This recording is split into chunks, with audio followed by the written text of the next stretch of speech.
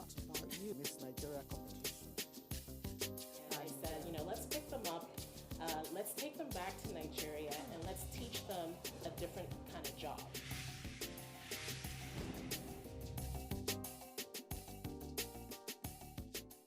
Martin Luther King once said that if you cannot run, you can at least work. If you cannot walk, you can at least crawl. But whatever it is, do not be stagnant. And my guest today completely represents that theory of being practical no matter the circumstance you may find yourself. Hurdles for her is simply a stepping stone to success. Who is my guest? Who is this personality? I will be introducing her shortly. Let me quickly go on the break now. They took my money. I paid every fees. I never asked to be hoisted as a governor. I wanted to be allowed to go out there and contest for the position of governorship candidate first. There's nothing greater than looking back and seeing that while you were aspiring, you were able to inspire others. Empower to women. Yes, we need to have more women, more multitaskers around Nigeria to get Nigeria working. Definitely.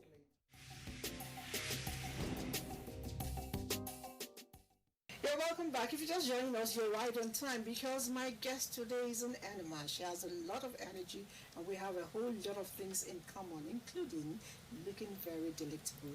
Her name is Dr. Stella Iwuagwu. Dr. Stella is a whole lot of things put together, but let me just start by saying that she is someone who introduced agripreneur to me for the first time. That is entrepreneur in agriculture. Yes, we'll get to talk about all of that and how you got involved. I know for starters, you are a teacher and not just a regular teacher.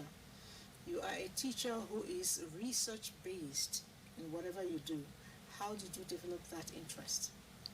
Well, when I did my Bachelor of Nursing at Obafemi Awolowo University, I was trained by amazing professors who educated me and inspired me that my practice must be founded in knowledge and that as a polyvalent nurse, you always have to look for the best way to do something and that it's a lifelong learning. So the one way to develop that lifelong learning approach is research. The best way to learn further is to teach. Yes. So that's really is an iterative process. The best learners are the ones who teach. Thank you very much for that. And I know that you and books, it's like there's something between two of you. Because I tried to read up so much about you and I got lost at the point because it was moving from one school to the other, from one school to the other. Oh, did you forget your textbook or something? Well, for the daughter of a washerman, your father was a washerman? My father is a washerman and my mother sold vegetables in Port Harcourt. No, wait, washerman means... Yes, washerman, yes. Okay. Yeah, but he was privileged to be the washerman of Nserimono, the first mayor of Port Harcourt, and even Justice Oputa. And so he was surrounded by learned people. So he loved education. Wow. He even went to night school as a washerman. It's like a trade school. So he loved education. And I remember at the time, he had 5 daughters and 3 sons. 8. And the three sons came way later. So his friends used to mess with him that he had all daughters, that he was wealthy with daughters, and it wasn't a compliment. But he told them that my daughters will have as much education as they ever wanted. So, and I remember in those days, whatever money I have goes into buying books. I loved and had always loved books. Book takes me to places. I'll go to the library. I'll sit in the library from morning to night. I practically read all the Pacetters, all the Mills and Bowles, all the James Hadley Chase. You name it. I will go to places. So books had always been it for me. And education is something I didn't do just for myself. Education was a trophy I brought home for my father. I will go into your social activities later in the course of the program because I know they're enormous. A lot of people actually have spoken of it. But I want to take you back a little bit when a little clock changed a little bit. The clock thought it was changing for you, but at the end of the day, I think you changed the clock instead. You want to share that story with us? Is it the 2000? Yeah, it was Okay, it was the 2007, and I was going to Kano to have a meeting with one of my board members, and in Zaria, I was in a car accident. And that changed everything. I sustained a spinal cord injury. Ahmadu Bello Teaching Hospital was about 5 minutes away from the scene of the accident, but I couldn't be taken there because doctors were on strike. What? Yes. So I was rescued and ended up in a maternity home, and all they could do was just stop the bleeding. And of course, eventually the next day I was brought by ambulance to the National Hospital, where I was thoroughly mismanaged. For 5 days they couldn't really do much for me, and I had to be flown to Ghana. I was in Ghana within 24 hours that they did surgery on my back to reset the bone. Yes, and that was when... Probably if you were better handled at the earlier stage, I would still be walking in my high heels. Wow. Yeah.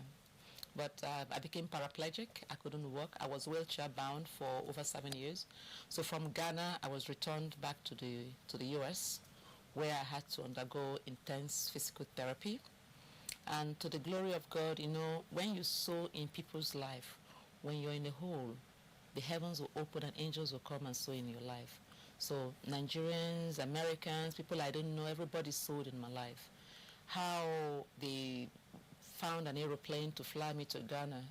Of course, my parents couldn't even afford that. So I am living at the mercy of other angels.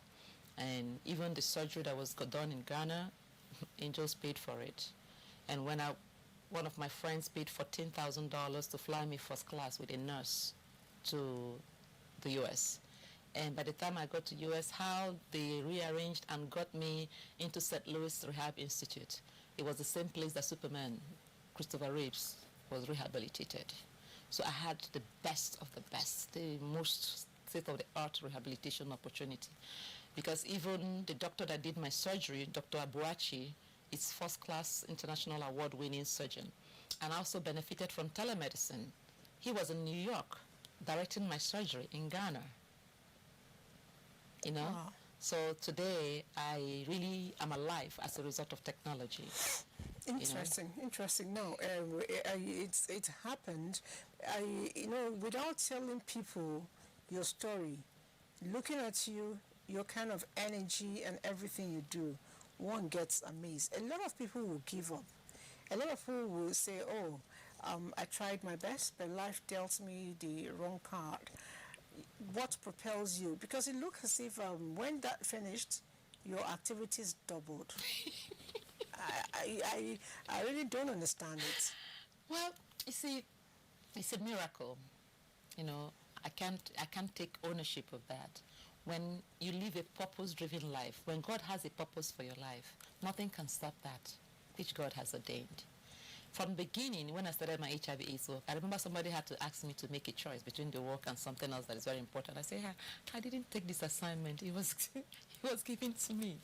And so you have to talk to the person that gave me the assignment. Mm-hmm. So when this happened, I started talking to the person that gave me the assignment. I said, Lord Jesus, I thought you're the one that gave me this assignment.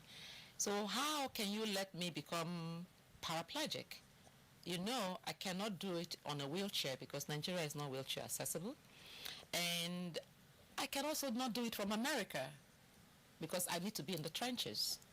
So if you really this mission is really from you, you need to get me back on my feet, So even way back in Ghana, the couple of days after the surgery, the prognosis was that I would never move a muscle. It was really bad. The crush of my spinal cord was really crushed. If you see the MRI, of course, you know that there's really nothing that can happen. But somebody came and preached to me about, I think it was Isaiah, about the dry bones, I went to bed that night and I dreamt. Actually, it wasn't a dream, it was a nightmare. I was in a huge valley and it was like the valley of bones everywhere, skeletons. And I was standing there and legs started joining with hands and torsos and head and hand, and they all started working towards me, and I screamed and I woke up and I was weeping. I said, I'm in pain. And the nurses called the doctors. Pain, where? I said, my back is burning. I'm in pain. I was crying. They called the doctors and they were like, all looking at themselves. Pain? Okay. The pinprick. Can you feel this? I said, ouch, I can. They all started clapping and started... That's the first time you felt pain after a long time. Yeah. Wow. And I was not supposed to feel anything. That was my miracle. But it's a double-edged sword. The pain has never left me since then. I have what they call neurogenic pain, for which I've had surgery. I have stimulators in my back. I have batteries that power the stimulators. So I have a baclofen pump that powers the spasms. So I'm really a child of technology, almost like a bionic woman to be able to survive. I have to go to America every 6 months to refill my Battery. The battery and the pump, because there's no facility to do that here. You talk, I look at my skin and I see a lot of goosebumps because you go through a lot. You went through a lot. But I still see a very strong spirit. You are not just doing a social thing, which I intend to still look at. You've actually gone to an extreme kind of career. That's the agriculture. You're doing 100% organic farming. Share the motivation and how it works for me. Well, they say to whom much is given, much is expected. For me, that I was not supposed to lift anything, touch anything, crawl. It's a blessing that I could move a muscle. My mother always took us home, so my grandmother gardened. When I did primary 6 in the village, I was with my grandmother, so gardening was second nature. In America, in my house in America, I grew my own food. Even with the paralysis, I crawl around to plant and weed. I come out all muddy, but it's healing. So even when I came home and started, I didn't really plan to come home and started gardening.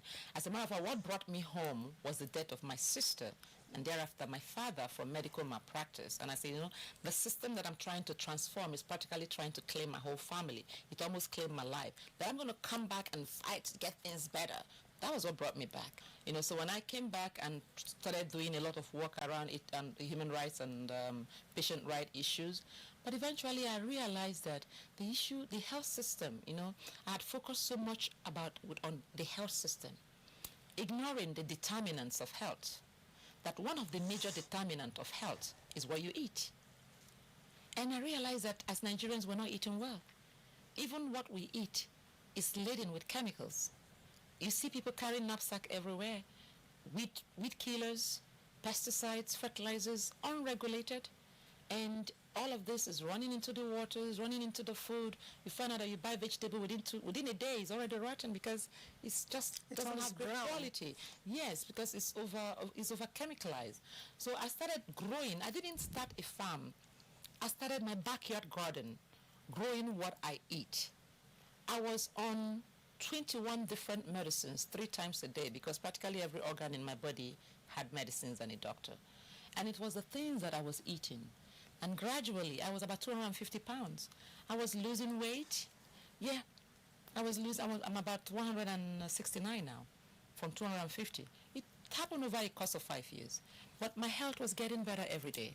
The art of waking up in the morning to garden was a physical activity that is, you cannot quantify it. You can do all the therapy in a gym. It's never the equivalent. It was something that I enjoy. It was a hobby. And it was also helping you. It was helping me. And then I was eating what I was growing, which was delicious. I was eating a lot of vegetables, herbs, fruits, and really practically on vegetarian diet. And I was growing my own chicken, growing my rabbits, eating my snail. And just one thing led to the other, and everybody loved it. I said, okay, why don't we turn it into a business? Because I saw that it was working for me.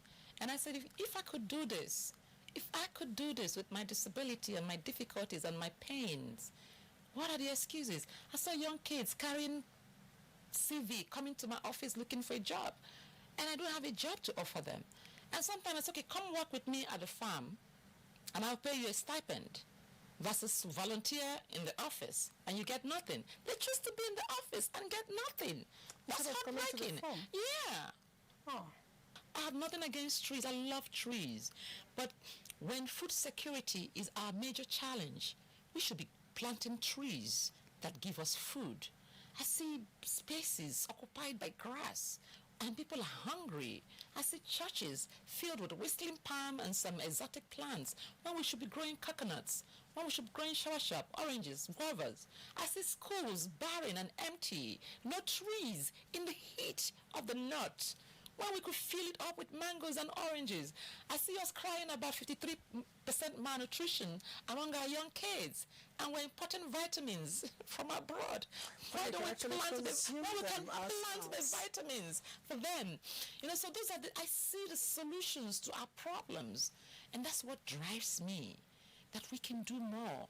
So I straddle the intersection of agriculture, nutrition, environment, and health, and wrap it up as a human right. Because without that, because all human rights are interdependent and interrelated. Take one out, the other becomes lopsided. Definitely. Now, I noticed again, the first time we met, you were actually with some little packages, and I loved their looks. And then getting closer, I found out they were byproducts or real products of some things from your garden. Do you package everything you produce? Do you process them? Yes. So every single thing. Yes. So from my vegetable ugu, for instance. We have about 24 different fruits, vegetable, and herbs and spice package. From ugu to jatropha, the one they call hospital tufa, that actually reverses anemia in 2 weeks. Yet women are dying in our hospitals from anemia. Yet children are dying in our hospitals from anemia. Yet there are plants that can turn it around. So we have things like oregano that we all use for spice, but yet, or herbs for spaghetti. It's an Italian spice. Yet it has antibacterial, it has antifungal, it has antiparasitic, and antiviral properties. Scent leaf that we just use for pepper soup really has antiviral, antibacterial, and all of them really are loaded in antioxidant. We have kale. Kale is the queen of vegetable. We have turmeric. Turmeric is so loaded with antioxidants that helps with cancer reduction. Turmeric has anti-inflammatory properties, helps with pain reduction, helps reducing cholesterol. Ginger, that is amazing for inflammation and pain reduction. Lemongrass, the smell of lemongrass wakes you up. Yes. Mint, we all rush into the pharmacies to look for peppermint, yet you can grow mint in your garden. And put a little bit of mint and lemongrass in the water, boil it, I'm ready. And you're in heaven. Yeah. Women, particularly women. Especially as we begin to age, we have things like alpha, that as our estrogen level begins to wane, we need something to boost. What better than phytoestrogen? So really taking nature to our advantage, letting nature heal us, because there's so much oxidative stress that denatures our cells. And the one place we can find loads and loads of antioxidants to reverse and stop that oxidation in the part is this powders. Natural products. Okay, I'm going to go to your farm and look at all of that, specifically. And while we are there, I will talk a little bit more about your social work. I can't wait to have you. Okay, it was my pleasure. Thank you so much. Don't Go Away, the show is just taking a break for now. And in a little while, you'll see me right there in the farm. Probably by the time we are done, I'll grow one or two things. I'll show you. Know how to do those things. All right, we always make good our promises, and so we are here right inside the compound of the SD Farms, and of course my guest is still with me. But if you look a little bit down, you'll see the real farmer here. His name is Emma, and Emma actually is a farmer. Emma, how do you feel today? Fine. And you're going to show me a bit of things you're doing here, right? Yes. Wow, I came inside here, they smell everything I see. I feel like I am left out. You're cheating me because you're enjoying the nature. Eating return. Honestly. These are tomatoes. No, these are potatoes. Oh, potatoes. It's a special breed of potato. Okay. It's called the orange skin potato. Okay. So these are the potatoes that are very rich in carotenoids and lycopene. So they're very good for the eye, loaded with vitamin A and all that. So, like we're saying, this is an example of our container gardening. The potatoes are growing in bags, okay? They are growing in bags. Actually, so the tuber, eventually the potato tuber would be in this bag. You see, they are We stick them into the bags. Then they get all that energy from the sun, and the tubers will be inside the bag. And when we are going to harvest, all we need to do is cut this bag and get our potato. Oh, really? So the advantage of this, you don't need to weed. You know, even when you put your manure, it stays put in the bag.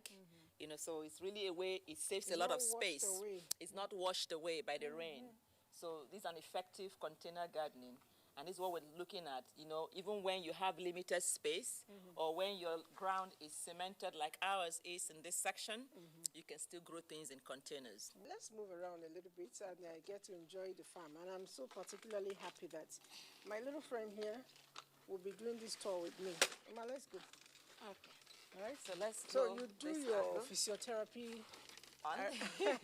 while you're at it. Yeah, the farm, yes. Each time I bend down, it's a squat. Put them to use. Okay, I beautiful. want to introduce you to a very amazing plant. So again, these are dwarf pawpaws. Okay, dwarf pawpaw seedlings. So they start fruiting when they are very short, and it's a short lifespan, sometimes just about 6 months. They're already fruiting, so you don't have that huge one. This is another amazing plant here. This one they call That's the star. jatropha. Jatropha. That's the jatropha, the I heard edible so much jatropha, about the it. hospital tufa that they call it. And one of the reasons they call it hospital tufa is because it can reverse anemia within 2 weeks. So when women have anemia, they don't want to go to the hospital. They would rather just treat it at home. I see my That's mint. popular mint leaf, yes. Again, these are mints. You don't have to... This is a flower, right? That's a flower. Okay. So these are mints. So you can have your herbs in pots. That's lemongrass, all growing in pots. Aloe vera in pots. We have scent leaf also growing in pots. So you could actually surround your house. And these are great insect repellents. These are great insect repellents. That's a mint leaf, you mean? Yeah. I see the fishes. Yes. Wow. Actually, when I started this place with 100 chickens that I grew in the BQ. And it did so well. And I said, okay, I can have fish pond. And I wasn't even looking at it as a commercial venture. Okay. It was just really for my own recreation and hobby. Oh, okay. So with our integrated zero waste concept, the waste from one product becomes good additional raw material for another. So the fish water is actually used to fertilize our plants because it's very rich in nitrogen and ammonia. You might want to help me feed the fish. Oh, yeah, come over. Come closer. Grab a handful and sprinkle. Yay! Be careful, they're splashing. Yes. So they follow where it goes. Wherever you go. I want to tell you something unique about our piggery. We use what we call the deep litter system. So the deep litter system will have a lot of sawdust, and we mix it with something. You can see there's no smell. So, and it's because of the way we use local bacteria and microorganisms to act on those, so that it conditions their stomach. One of the things we use is lactic acid bacillus. Wow. That's wow, King. I'm glad to hear. Oh my That's God. King. King is saying hello. Oh my God. He has a name. Yeah. How long has he been with you? About a year and a half now. Okay, so these are All right, mushrooms. this is the mushroom pen. Okay, I've never seen mushroom grown before. Well, here we are. Again, you see, mushroom normally grow in the forest, but we've lost a lot of our forest base. So we have to think about how do we bring the forest in. So we use a lot of sawdust and other waste to grow the mushroom. So they are in a pen here. And another risk about foraging mushroom in the forest is that sometimes people pick poisonous mushroom. But here, we grow only those that we know are safe to consume. We have a 20-hectare outside of this place that has things growing in it. And another thing you want to highlight is how we using plants, fruit trees. This is orange, a special kind of orange. It's just 3 years old and it's already fruiting. Over here is oregano. All that lane is oregano. It's a powerful herb. They use a lot of it. Most people use it for Italians use it a lot for their spaghetti and sauce and all that. Over there is the bigger potato bags. You can see we'll be able to raise a whole lot more. And over here we'll have the yams growing in bags. You know, this is really experimental. And the one we did last year, we made a lot out of it, and we're doing more this year. And this is not the only place. We'll have the area we wanted to use for hostel. So while we're waiting for that waiting for the funding, so we're still putting that space into good use. We have things growing there too. In pots. All right. It's so amazing, amazing, amazing. I have learned a whole lot, and basically, very importantly, I have learned that every single space is important, and that agriculture doesn't necessarily need to be dirty. As you can see, she doesn't look it. Rather, she and do the job. And get your hands dirty. All right, so we're peel it out. Your nails are still beautiful. Thank you. All right, we'll see you again. The show has been The Woman, and today has been an amazing one for me. Be good citizens, and whatever you can do, no excuse. Food is scarce, yes, but you can create food. My name is Elizabeth. Stay.